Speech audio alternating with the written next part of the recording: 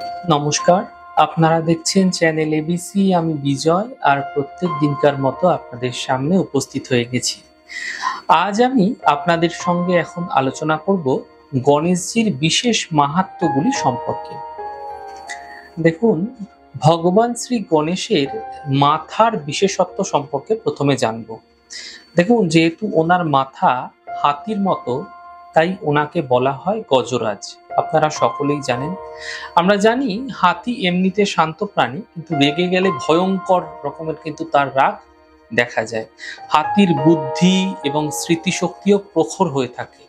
কেউ হাতির যদি ক্ষতি করছে, তাহলে বহুদিন পরেও কিন্তু সে তাকে চিনতে পারে এবং প্রতিশোধ নিতেও কিন্তু সে কোনো দ্বিধাবোধ করে না। এই হাতি মানুষের ভালোবাসাও কিন্তু অনুভব করে থাকে। তাহলে বুঝতেই পারছেন ভগবান গণেশজির মাথা কি উপদেশ দেয়। প্রত্যেকটি মানুষই ওনার মতো যেন বুদ্ধিমান হয়, তার স্মৃতিশক্তিও যেন প্রখর হয়, অন্যায়ের শাস্তি যেমন দেন, আবার ওনাকে ভালোবাসেন, এমনটি কিন্তু তার মাথা বুঝিয়ে থাকে। ভগবান শ্রী গণেশজির কানের বিশেষত্ব জানব। দেখুন, ওনার কান দুটি হচ্ছে কুলোর মতো। আপনারা জানেন, যে কোনো শস্য দানা থেকে যেমন ভালো দানা বের করার জন্য আমরা কুলো দিয়ে কোনো কিছু ঝাড়ি, ঠিক সেরকমই আমরা বাজে জিনিসগুলোকে যেমন দূরে ফেলে দিই, ধুলোগুলোকে দূরে ফেলে দিই কুলোর ব্যবহার করে।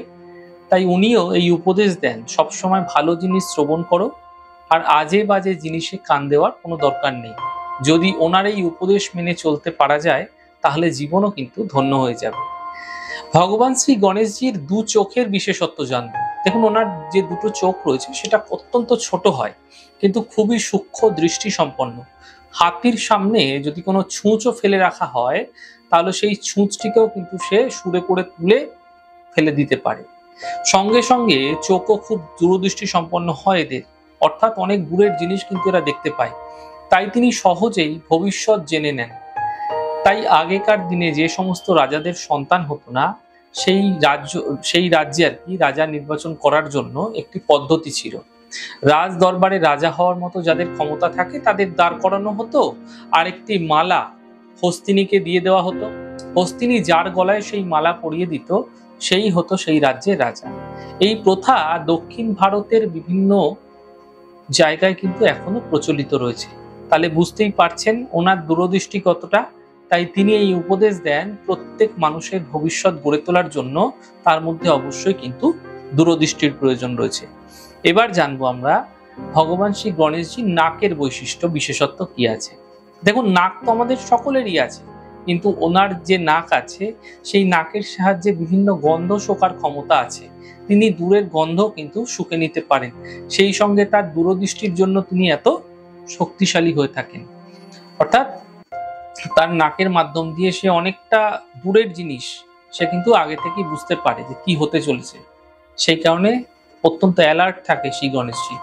শ্রী গণেশজির দাঁতের বিশেষত্ব কি আছে জানবো। দেখুন, শ্রী গণেশজির যে দুটি দাঁত আছে, এই দুটি দাঁতের মধ্যে একটি হচ্ছে একটু ভাঙা থাকে, অপরটি সম্পূর্ণ গোটা থাকে। এই দাঁত প্রচন্ড ক্ষমতা রাখে এবং প্রয়োজনে অস্ত্র হিসাবেও কিন্তু ব্যবহার হয়। তাই এই দুটি দাঁত কিন্তু অন্য উপদেশ দিয়ে থাকে।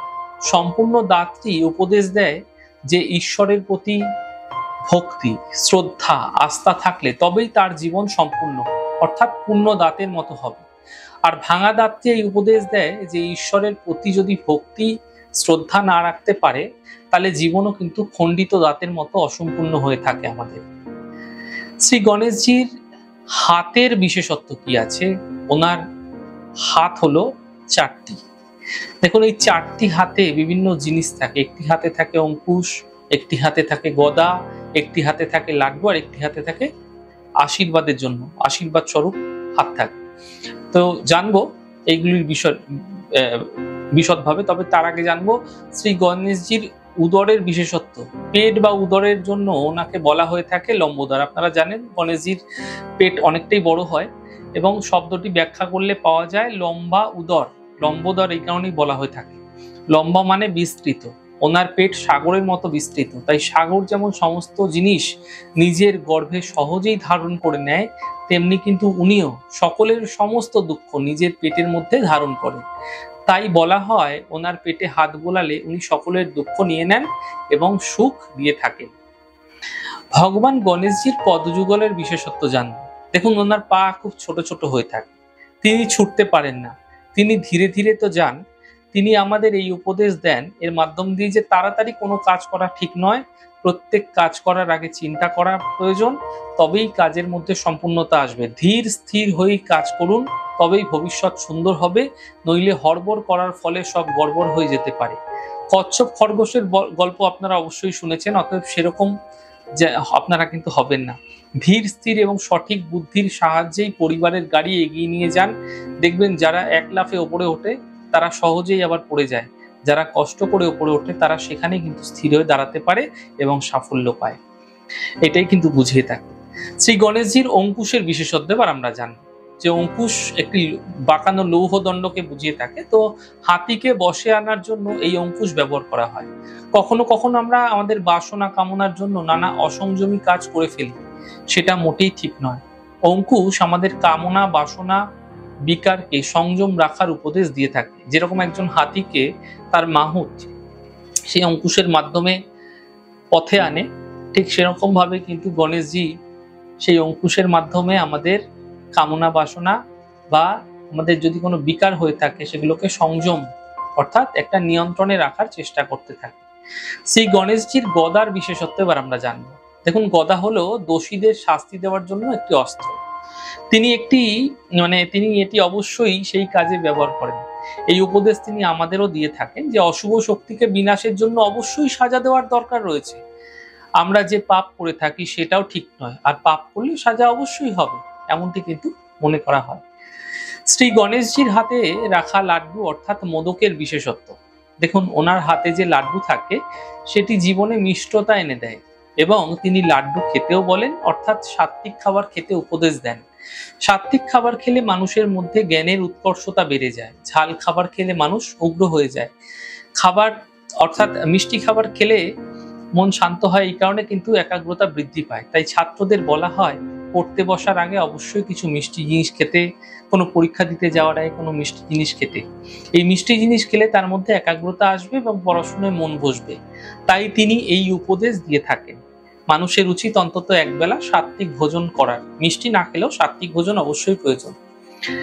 শ্রী গণেশজির আশীর্বাদ ভঙ্গির বিশেষত্ব, অর্থাৎ তিনি আশীর্বাদ দিচ্ছেন একটি হাত দিয়ে, তিনি একটি হাত সর্বদা তুলে রেখেছেন আশীর্বাদ দেবার জন্য।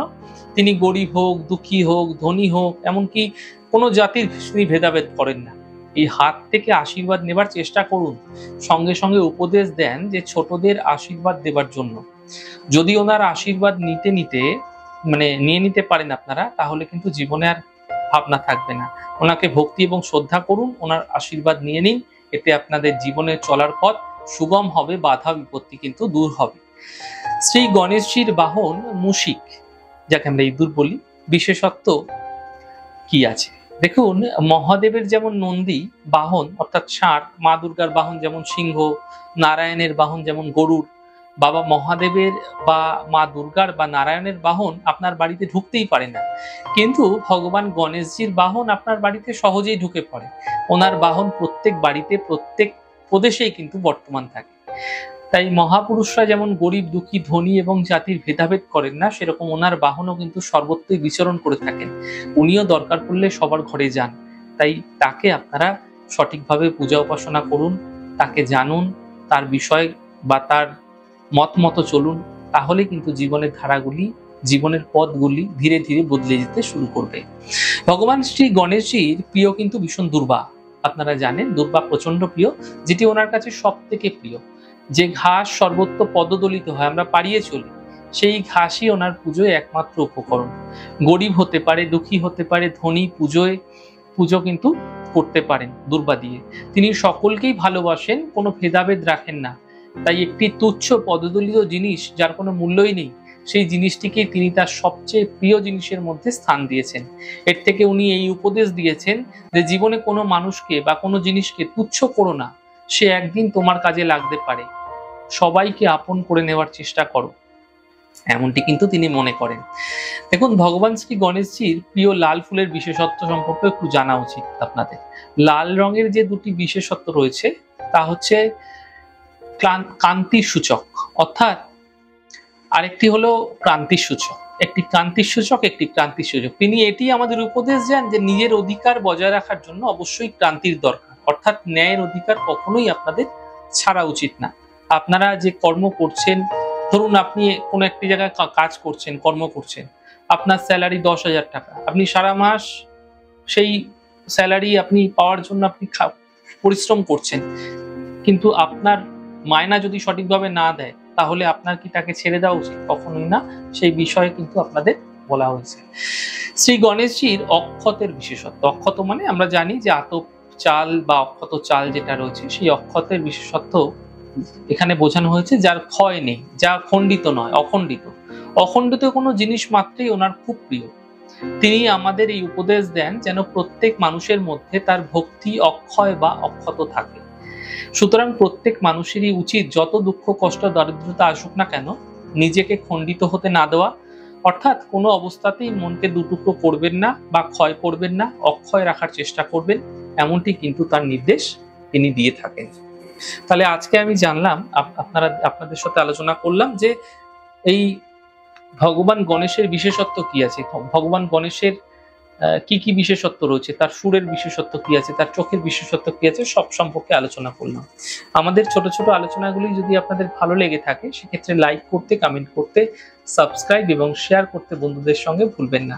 অনেক ভালো, সুন্দর, সুস্থ থাকুন। আগামী পর্বে দেখা হবে।